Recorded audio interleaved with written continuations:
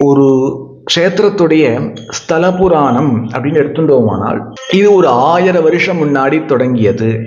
இல்லை இன்னொரு க்ஷேத்திரத்துடைய ஸ்தல புராணம் சொல்ல போகிறோம். இந்த க்ஷேத்திரத்துடைய ஸ்தல புராணம் தொடங்குறது எங்கே தெரியுமா?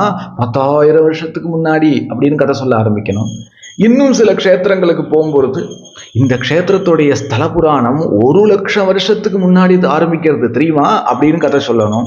ஸ்ரீரங்கம் போன்ற மகா க்ஷேத்திரங்கள்ல ராமாவதார காலத்திலிருந்து இந்த யுகத்துக்கும் முந்தின யுகத்திலேயாக்கும் இந்த க்ஷேத்திரம் வந்திருக்கு அப்படின்னு ஸ்ரீரங்கம் போன்ற சில க்ஷேத்திரங்களுடைய ஸ்தல புராணத்தை தொடங்கணும்.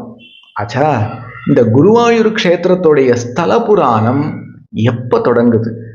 5000 வருஷத்துக்கு முன்னாடியா, 10,000 வருஷத்துக்கு முன்னாடியா, 1,00,000 வருஷத்துக்கு முன்னாடியா, ஒரு யுகத்துக்கு முன்னாடியா, எப்ப தொடங்குது அப்படின்னு பார்த்தா ஒரு யுகத்துக்கு முன்னாடி இல்லை, 2 யுகத்துக்கு முன்னாடி இல்லை, 4 யுகத்துக்கு முன்னாடி இல்லை, உலக சிருஷ்டி ஏற்படுவதற்கு முன்னாடி குருவாயூர் க்ஷேத்திரத்துடைய ஸ்தல புராணம் தொடங்குது.